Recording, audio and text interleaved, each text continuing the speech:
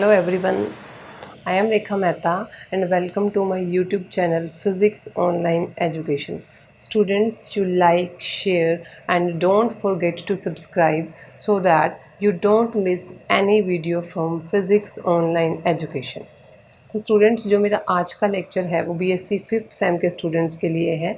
आज के इस लेक्चर में हम न्यूक्लियर फिज़िक्स के first unit nuclear structure and properties of nuclei के important topics binding mass defect, binding energy और बाइंडिंग एनर्जी कर्व के बारे में डिस्कस करेंगे। तो let's start with mass defect.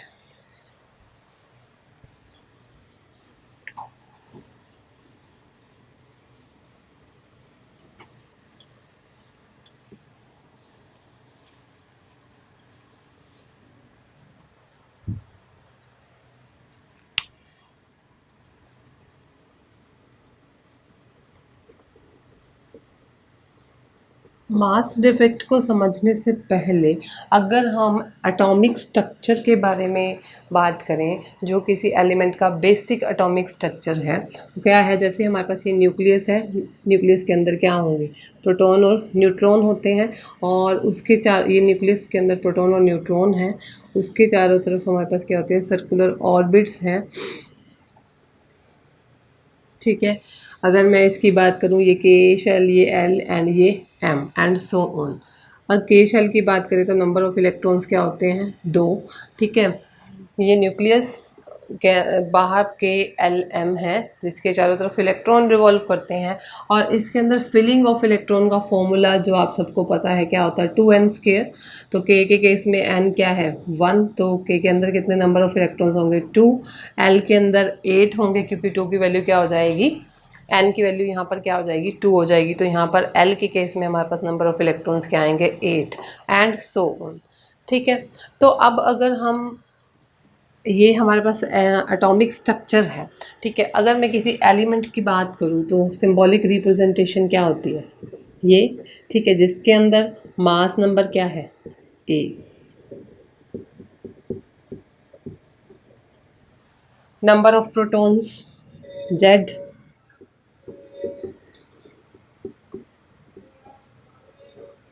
A minus Z क्या है, नंबर ऑफ न्यूट्रॉन्स। ठीक है, अगर हम यहाँ पर सम ऑफ मासेस ऑफ न्यूक्लियॉन्स की बात करें,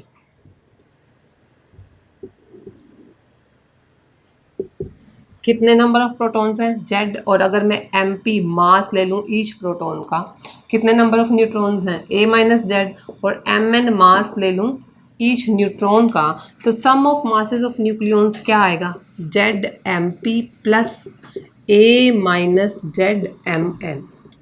ठीक है, ये हमारे पास आया सम ऑफ मासेस ऑफ न्यूक्लियॉन्स। ठीक है, और अगर मैं न्यूक्लियस की बात करूँ, न्यूक्लियस का मास मैंने ले लिया, मास ऑफ न्यूक्लियस मैंने लिया m।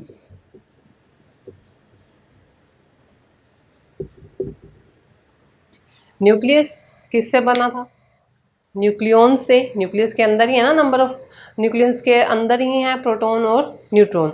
तो जो मास ऑफ न्यूक्लियस है should be equal to the sum of the masses of the nucleons. होना तो यही चाहिए कि जो मास ऑफ न्यूक्लियस है किसके इक्वल होना चाहिए, sum of the masses of the nucleons के।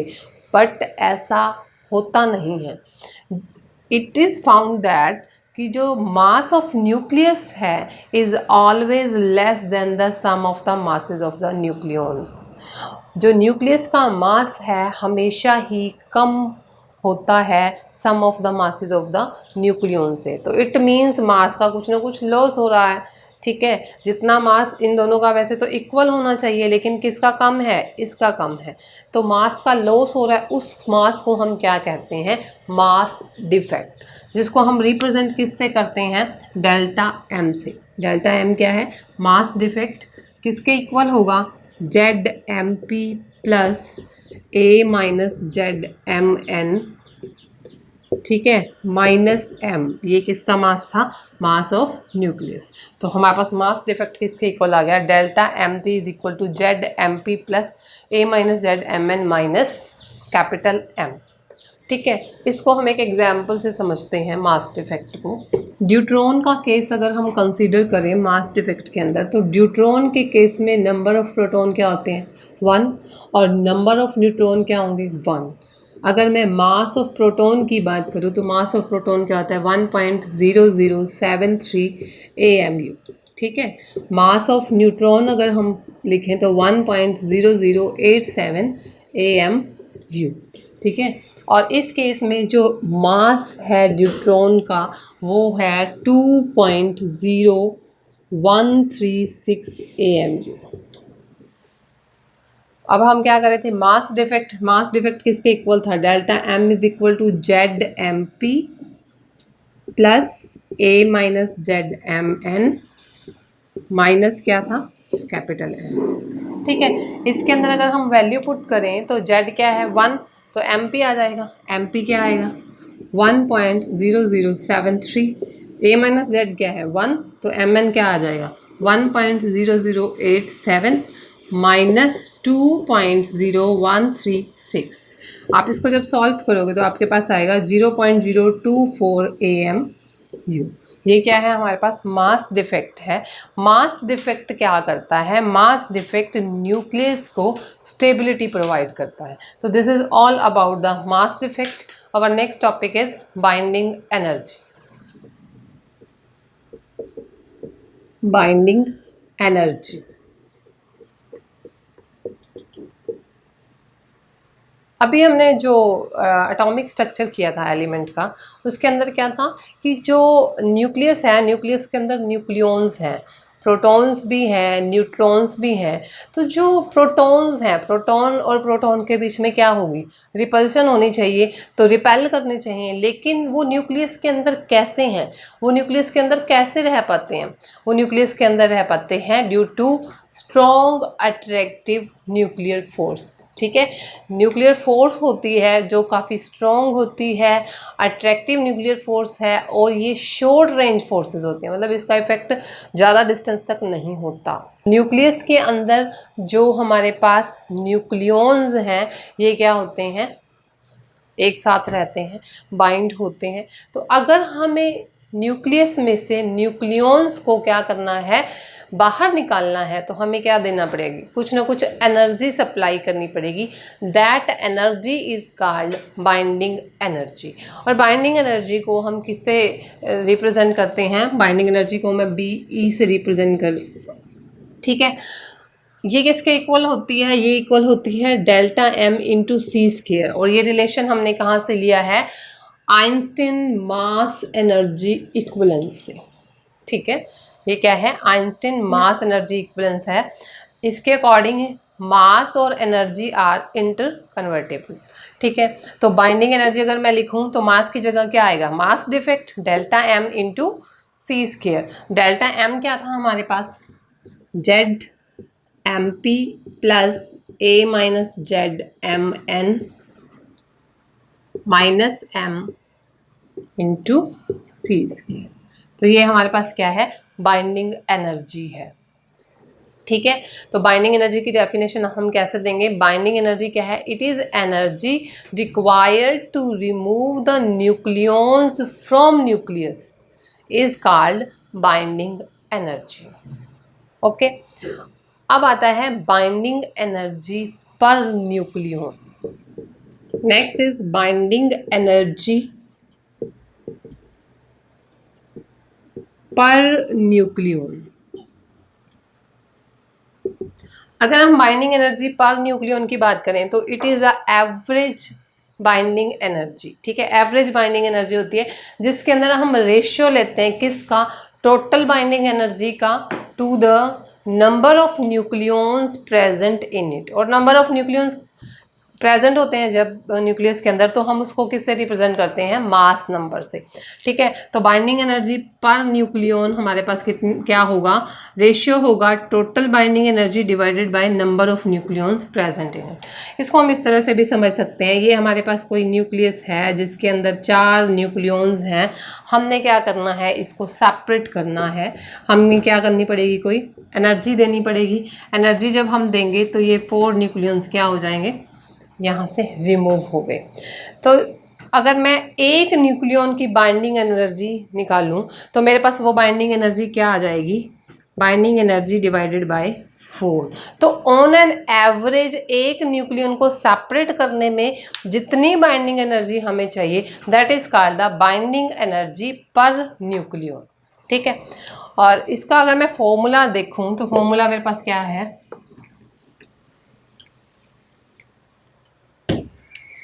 बाइंडिंग एनर्जी ये थी हमारे पास, हम क्या निकाल रहे हैं, बाइंडिंग एनर्जी पर न्यूक्लियन। तो मैं क्या करूँगी, 1/a से divide Z M P plus A minus Z M N minus m. ये m हम मास ऑफ न्यूक्लियस लेके चल रहे थे, इस एक्सप्रेशन को हम रिप्रेजेंट कर सकते हैं मास ऑफ हाइड्रोजन एटम की टर्म में भी। कैसे, अगर मैं मास ऑफ हाइड्रोजन एटम लूँ तो क्या होता है, M H is equal to क्या होगा, M P plus M E. ठीक है, एम पी की जगह मैं क्या लिख सकती हूँ, M H minus M A, यही होगा। ठीक है, यहाँ पर मैं अगर इसको रिप्लेस करूँ तो 1/a जेड एम पी की जगह मैं क्या लिख रही हूँ, एम एच। ठीक है, plus A minus Z M N, ये जेड एम एच है तो एम जेड एम पी जो मेरे पास आएगा वो किसके इक्वल होगा, जेड से मल्टीप्लाई कर दो दोनों को, Z M H minus Z M E. तो मुझे इस इक्वेशन में क्या करना पड़ेगा, जेड एम ई भी माइनस करना पड़ेगा। ठीक है, तो मैं इस इक्वेशन में क्या कर रही हूँ, माइनस कॉमन ले लिया और यहाँ पर मैंने क्या कर दिया, m plus Z M e c square. ठीक है, और Z प्लस एम ई जो हमारे पास ये m क्या है, मास है किसका, न्यूक्लियस का। अगर मैं हाइड्रोजन के केस में रिप्रेजेंट करिए तो ये न्यूक्लियस का मास है हाइड्रोजन का। ठीक है, और साथ में क्या आ रहे हैं, इलेक्ट्रॉन्स का मास भी आ रहा है, जेड इलेक्ट्रॉन्स होते हैं, जेड एम ई हमारे पास क्या हो गया, ये मास ऑफ इलेक्ट्रॉन। तो ये क्या आ गया, टोटल मास ऑफ, हमारे पास टोटल मास आ गया किसका, एटम का, जिसको मैं रिप्रेजेंट किससे करूंगी, एम एक्स से। एम एक्स किसके इक्वल आ जाएगा, M plus Z M E. ठीक है, ये मास है किसका, एटम का। तो इसको हम क्या लिख सकते हैं, 1/a Z m Z plus A minus Z M N minus m x c square. This is all about binding energy और बाइंडिंग एनर्जी पर nucleon. Our next topic is binding energy curve, जो हमारे syllabus में किस नाम से है, systematics of binding energy.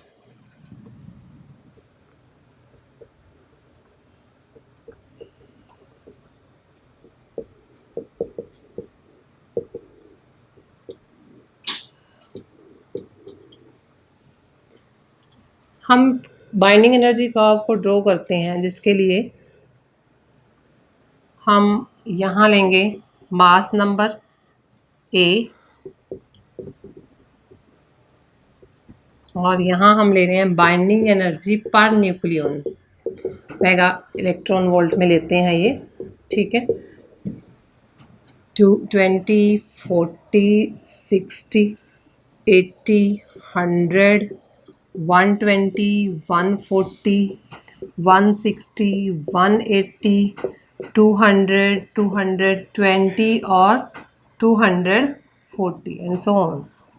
ठीक है, इधर हम कैसे ले लेते हैं, 1, 2, 3, 4, 5, 6, 7, 8 एंड 9 एंड सो ऑन। चलो 10 भी लिख लो। ठीक है, तो बाइंडिंग एनर्जी कर्व को अगर हमें ड्रॉ करना है तो हम अगर रफली याद करें बाइंडिंग एनर्जीज़ को, स्टार्टिंग के कुछ न्यूक्लियाई की मैं लिख रही हूँ। जैसे प्रोटॉन के केस में अगर हम लें तो मेरे पास 0 mega electron volt binding energy होती है। ठीक है, न्यूट्रॉन का अगर मैं केस लूँ तो उस केस में 1 मेगा इलेक्ट्रॉन वोल्ट होती है। हीलियम का अगर हम केस लें तो उस केस में मेरे पास होती है 7 मेगा इलेक्ट्रॉन वोल्ट। लिथियम का केस लूँ तो 5। लिथियम के बाद हम चलते हैं कार्बन पे, तो कार्बन के केस में मेरे पास होती है 7.8। कार्बन के बाद नाइट्रोजन, नाइट्रोजन के केस में होती है 7.5। उसके बाद हम ले रहे हैं oxygen, 8 mega electron volt. Oxygen के बाद हम आते हैं सीधा आयरन में। आयरन के केस में जो होती है 8.8 मेगा इलेक्ट्रॉन वोल्ट। और आयरन के केस में ये एनर्जी क्या होती है हमारे पास, मैक्सिमम होती है। ठीक है, उसके बाद मैं लेती हूँ यूरेनियम का केस, जहाँ पर मेरे पास एनर्जी है 7.6 मेगा इलेक्ट्रॉन वोल्ट। ठीक है, तो इसकी हेल्प से हम क्या करते हैं, ग्राफ ड्रॉ करते हैं। इससे आपको हेल्प मिलेगी इस बाइंडिंग एनर्जी कर्व को ड्रॉ करने में।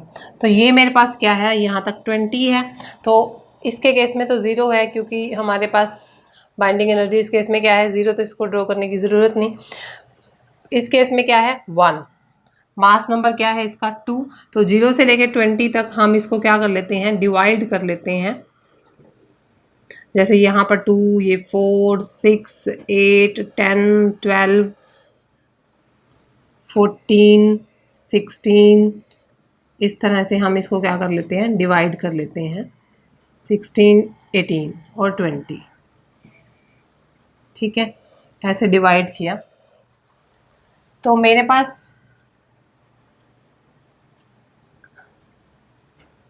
20 यहाँ पर मास नंबर है। ठीक है, तो ये क्या होगा, 2 के केस में क्या आएगी, 1। ये 2 है, 2 के केस में मेरे पास एनर्जी क्या आ रही है, 1। ठीक है, फिर 4 मास नंबर, उस केस में एनर्जी क्या है, 7। 4 के आगे क्या आ रही है मेरे पास, 7। बिल्कुल इसके साथ साथ चलेंगे हम। ये मेरे पास 4 का केस है, हल्की सी। उसके बाद लिथियम के केस में मास नंबर क्या है, 7, 2, 4, 6, ये था मेरे पास 7। 7 के केस में कितनी आ रही है, 5।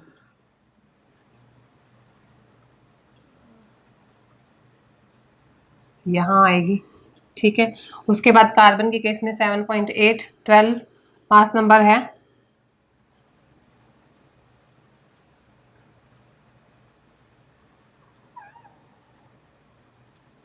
सेवन पॉइंट एट यहाँ कहीं आएगी।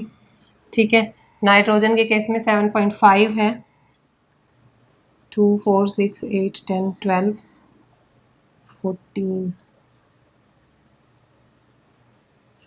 14 का केस ये रहा।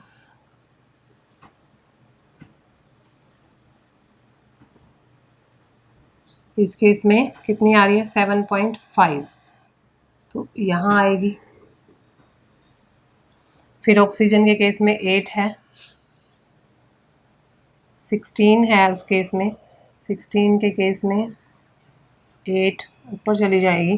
फिर आयरन के केस में, आयरन क्या है, 56, यहाँ कहीं आएगा। 40 और 60 के बीच में 50, और यहाँ कहीं 56 होगा, तो इस केस में कितनी आ रही है, 8.8 यहाँ। फिर हम यूरेनियम का केस लेंगे, तो यूरेनियम के केस में 235 कहाँ आएगा, यहाँ कहीं। इस केस में मेरे पास एनर्जी आ रही है 7.6, इस तरह से आएगी। तो अगर मैं रफली इसको मिलाऊं तो मेरे पास ये 2, उसके बाद पहले क्या था, 7, 7 के बाद 5 पे, उसके बाद 7.5,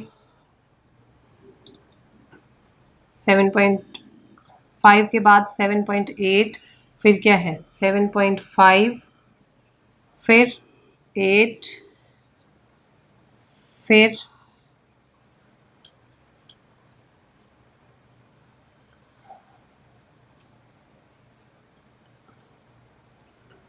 यहाँ कांस्टेंट जाके ये थोड़ी सी ऊपर जाएगी।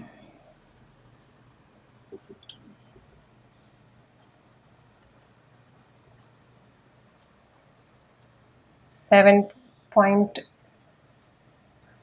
ये थी मेरे पास 7, देन 5, फिर 7.8, फिर नीचे आएगी थोड़ी सी 7.5, फिर 8, फिर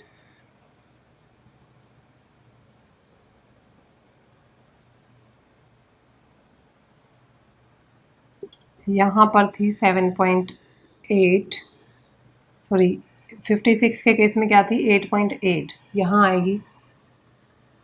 और फिर 235 के केस में क्या थी, यूरेनियम का केस है ये, यहाँ कितनी आ रही है, 7.6 मेगा इलेक्ट्रॉन वोल्ट। ठीक है, तो इस तरह से हमारे पास अगर आप देखो तो पीक्स आ रही हैं, ठीक है। अब क्या करें, ये हमने रफली बाइंडिंग एनर्जी को क्या किया है, ड्रॉ कर लिया। अब अगर मैं इस बाइंडिंग एनर्जी कर्व से हमारे पास क्या ऑब्जर्व किया है, इससे तो हमारे पास क्या आएगा बाइंडिंग एनर्जी कर्व का, बाइंडिंग एनर्जी पर न्यूक्लियन जो लाइटर केस न्यूक्लियोइड्स हैं, बाइंडिंग एनर्जी पर न्यूक्लियन जो लाइटर हमारे पास न्यूक्लियोइड्स हैं, उस केस में जैसे अगर मैं ड्यूट्रॉन ले लूँ, ठीक है, उसके हाइड्रोजन के आइसोटॉप्स लूँ, इस तरह से, ये क्या है हमारे पास लाइट न्यूक्लियाई है, ठीक है। तो इनकी जो बाइंडिंग एनर्जी है ये क्या है, स्मॉल है, बाइंडिंग एनर्जी पर न्यूक्लियन। अगर ये कम है तो इसका मतलब क्या है, they are the less stable, ठीक है। उसके बाद आ जाओ सेकंड पॉइंट पे कि अगर मैं मास नंबर 2 से 20 की बात करूं, 2 से 20 की बात करूं, तो there are well defined peaks. Well defined peaks हमें मिल रही हैं, किस केस में मिल रही है, एक हीलियम के केस में मिल रही है, ठीक है, दूसरी हमें किस केस में मिल रही है, कार्बन के केस में मिल रही है। ये हीलियम का केस था, दूसरी हमें कार्बन के केस में मिल रही है, तीसरी हमें कहाँ मिलेगी, ये ऑक्सीजन का केस है, 8.8 से फिर हमारे पास ऐसे जाती है, ठीक है, ये 8 के पास में इस तरह से ऑक्सीजन के केस में मिलेगी, एंड सो ऑन। तो हमें 2 से 20 मास नंबर के अंदर जो वेल डिफाइंड पीक्स मिल रही हैं, कहाँ मिल रही हैं, जिनके मास नंबर मल्टीपल हैं 4 का, जैसे 4 हो गया, 12 हो गया, ठीक है, 16 हो गया, 4, 12, 16 और आगे भी जो मल्टीपल होगा 4 का, तो वहाँ वेल डिफाइंड पीक्स हैं। वेल डिफाइंड पीक्स का क्या मतलब है, ये जो न्यूक्लियाई हैं these are the more stable than the light nuclei. जो हमने पीछे लाइट न्यूक्लियाई लिए हैं उनके कंपैरिजन में ये क्या है, ज़्यादा स्टेबल हैं। इनके नेबरिंग के अंदर, जैसे इसके नेबरिंग में लिथियम आ रहा है, इसके नेबरिंग में क्या आ रहा है, नाइट्रोजन, एंड सो ऑन। इनके नेबरिंग जो न्यूक्लियाई हैं उनके कंपैरिजन में ये न्यूक्लियाई क्या है, ज़्यादा स्टेबल है, ठीक है। उसके बाद तीसरा पॉइंट क्या आता है, तीसरा पॉइंट आता है कि जैसे ही मास नंबर आपका इंक्रीज होता है, अगर मैं 30 to 120 की बात करूं, ठीक है, तो क्या आता है हमारे पास, एक ब्रॉड मैक्सिमा आता है, ब्रॉड मैक्सिमा आता है, और जो एवरेज बाइंडिंग एनर्जी है पर न्यूक्लियन, वो हमारे पास आयरन के केस में आती है मैक्सिमम। वो कितनी आती है, 8.8 मेगा इलेक्ट्रॉन वोल्ट। आयरन के केस में कितनी आ रही है, मैक्सिमम वैल्यू आ रही है ये बाइंडिंग एनर्जी पर न्यूक्लियन की। इसका रीज़न क्या है कि जो आयरन है वो सबसे ज़्यादा स्टेबल है नेचर के अंदर, और अर्थ क्रस्ट में भी सबसे ज़्यादा हमारे पास आयरन ही मिलता है, ठीक है। उसके बाद ये तो हो गया 30 to 120 की बात की, हमारे पास एक ब्रॉड मैक्सिमा आता है, और जो एवरेज बाइंडिंग एनर्जी है वो वैसे तो मतलब अगर बीच के न्यूक्लियोइड्स की बात करें तो 8.5 मेगा इलेक्ट्रॉन वोल्ट आती है एवरेज में, ठीक है, लेकिन आयरन के केस में ये मैक्सिमम है 8.8 मेगा इलेक्ट्रॉन वोल्ट। उसके बाद जैसे जैसे मास नंबर इंक्रीज होता जाता है वैसे वैसे बाइंडिंग एनर्जी पर न्यूक्लियन क्या हो रही है, धीरे धीरे स्लो हो रही है, 8.8 से धीरे धीरे धीरे धीरे स्लो हो रही है। जब धीरे धीरे स्लो हो रही है, और यूरेनियम के केस में हमारे पास बाइंडिंग एनर्जी क्या हो जाती है, 7.6 मेगा इलेक्ट्रॉन वोल्ट। तो जब बाइंडिंग एनर्जी पर न्यूक्लियन क्या हो रही है, डिक्रीज हो रही है, स्लोली डिक्रीज हो रही है with increasing the mass number, इसका मतलब क्या है, ये जो न्यूक्लियोइड्स हैं हमारे पास, ठीक है, ये भी क्या है, they are the less stable. तो अगर हम कंक्लूज़न निकालें इस कर्व से, तो जो लाइटर न्यूक्लियाई थे वो भी लेस स्टेबल हैं, और जो जिनका मास नंबर ज़्यादा है वो भी क्या है, लेस स्टेबल हैं। किन से, जो हमारे पास मिडल मास नंबर न्यूक्लियोइड्स हैं उस कंपैरिजन में।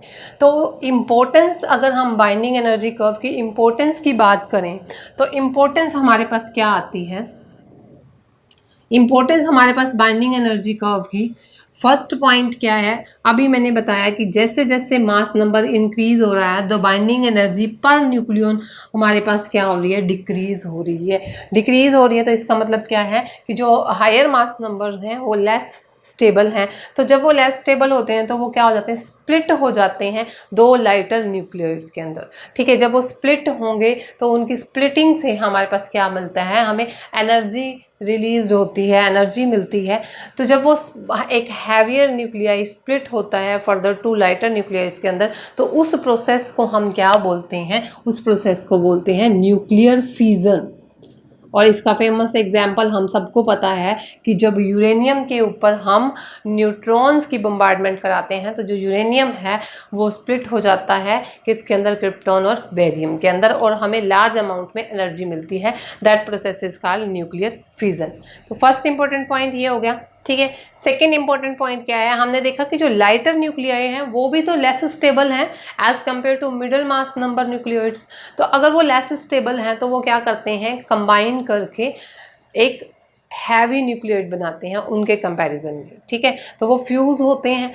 उस प्रोसेस के अंदर भी हमें क्या मिलती है, बहुत सी एनर्जी रिलीज होती है। उस प्रोसेस को हम बोलते हैं न्यूक्लियर फ्यूजन प्रोसेस। ठीक है, तो ये हमारे पास क्या था, binding energy curve. Binding energy curve के आगे क्या है, हमारे पास इम्पोर्टेंस क्या है, और बाइंडिंग एनर्जी की हमारे पास कर्व कैसे ड्रॉ होते हैं। तो this is all about the systematics of the binding energy. उसके बाद एक छोटा सा टॉपिक है न्यूक्लियर स्टेबिलिटी का। ऐसे न्यूक्लियाई जिनका एटॉमिक नंबर 83 से ज़्यादा है उनको हम कहते हैं रेडियो एक्टिव सब्सटेंसेस। ठीक है, रेडियो एक्टिव एलिमेंट्स होते हैं वो, और वो क्या करते हैं, डिसइंटीग्रेट होते हैं by emitting alpha and beta particles.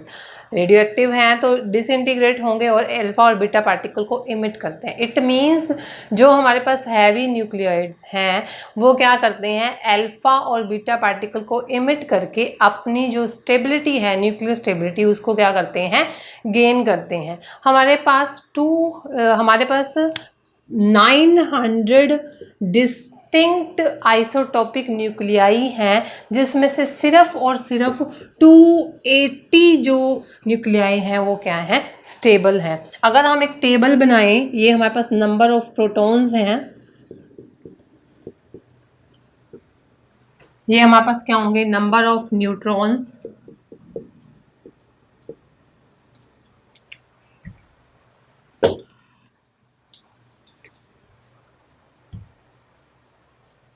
ये है हमारे पास नंबर ऑफ स्टेबल न्यूक्लियाई। ठीक है, तो 900 में से 280 बोले मैंने स्टेबल हैं। अगर इवन नंबर ऑफ प्रोटॉन्स हैं, इवन नंबर ऑफ न्यूट्रॉन्स हैं, तो स्टेबल न्यूक्लियाई मेरे पास कितने हैं, 164। अगर इवन नंबर ऑफ प्रोटॉन्स हैं, ओड नंबर ऑफ न्यूट्रॉन्स हैं, तो मेरे पास स्टेबल न्यूक्लियाइड कितने हैं, 57। अगर ओड नंबर ऑफ प्रोटॉन्स हैं, इवन नंबर ऑफ न्यूट्रॉन्स हैं, स्टेबल न्यूक्लियाइड कितने हैं, 53। और अगर दोनों ऑड हैं तो मेरे पास ऐसे कॉम्बिनेशन के कितने हैं, 6। तो टोटल मेरे पास कितना आ जाएगा, 280। तो अगर हम इन चारों पॉसिबल कॉम्बिनेशन को देखें तो सबसे ज़्यादा स्टेबल न्यूक्लियाई कौन से हैं, इवन नंबर ऑफ प्रोटॉन और इवन नंबर ऑफ न्यूट्रॉन। और यही कॉम्बिनेशन क्या है, प्रेफर्ड है in nature to form the stable nuclei. और सबसे रेयर वाला हमें कौन सा मिलता है, ओड का, जो कि कितने हैं, 6 हैं। ये जो जिनके ऐसे न्यूक्लियाइड जिनके अंदर ओड नंबर ऑफ प्रोटॉन्स हैं, ओड नंबर ऑफ न्यूट्रॉन्स हैं, ये कॉम्बिनेशन हमें रेयर मिलता है। ठीक है, और इवन ओड और ओड इवन का ऑन एवरेज अगर हम निकालें तो ये लगभग सेम है, 55 और 55। तो जिनके ओड कॉम्बिनेशन वाले हमें जो न्यूक्लियाई हैं ये हमें कम मिलते हैं। ठीक है, अगर मैं अब क्या करूं, एक कर्व ड्रॉ करूं, एक्स एक्सिस पे प्रोटॉन नंबर और इधर मैंने क्या लिया है, न्यूट्रॉन नंबर। तो जो हमारे पास स्टेबल न्यूक्लियाई हैं वो एक रीजन के अंदर लाई करते हैं, जिसको आप क्या बोलते हो, स्टेबिलिटी रीजन, या हम इसको क्या कहते हैं, स्टेबिलिटी बेल्ट भी कहते हैं। ठीक है, तो डायग्राम से अगर हम देखें ध्यान से, तो जिनका मास नंबर लेस देन 20 है तो उस केस में हमारे पास जो n = z जो लाइन है वो कोइंसाइड कर रही है। जब हमारे पास z 20 है तो नंबर ऑफ प्रोटॉन्स और नंबर ऑफ न्यूट्रॉन्स क्या होते हैं, लगभग इक्वल होंगे। तो उस केस में ये कोइंसाइड करती है n = z लाइन से। ठीक है। उसके बाद जैसे ही हमारा जेड क्या होगा, 20 से ज़्यादा होगा, एन भी क्या होगा, 20 से ज़्यादा होगा, तो हमारे पास जो है, जो ये N is equal to Z line को उसको रीच ना करके क्या करते हैं, बेंड करना शुरू कर देते हैं टुवर्ड्स द न्यूट्रॉन एक्सिस। ये न्यूट्रॉन एक्सिस है, तो हमारे पास क्या है, जैसे ही हमारा एटॉमिक नंबर 20 से क्या हुआ, ग्रेटर हुआ, तो ये जो कर्व है ये बेंड करना शुरू कर देती है टुवर्ड्स द न्यूट्रॉन एक्सिस, इसकी तरफ। ठीक है। अब उसके बाद और ज़्यादा अगर हमारे पास एटॉमिक नंबर इंक्रीज होता है, एटॉमिक नंबर की बात करेंगे यहाँ पर क्योंकि प्रोटॉन नंबर ले रहे हैं ना, अगर इससे ज़्यादा और ज़्यादा हमारे पास क्या है, एटॉमिक नंबर इंक्रीज होता है। जैसे अगर मैं यूरेनियम का केस ले लूँ, यूरेनियम के केस में मेरे पास नंबर ऑफ प्रोटॉन्स कितने हैं, 92। नंबर ऑफ न्यूट्रॉन्स कितने होंगे, ए माइनस जेड।